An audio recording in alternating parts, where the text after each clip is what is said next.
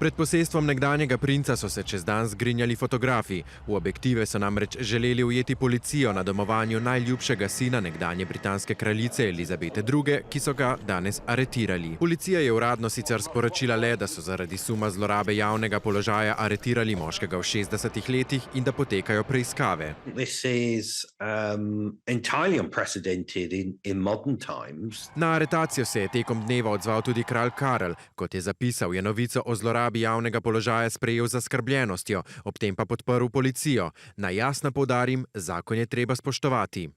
The king has released a statement saying that the law must take its course.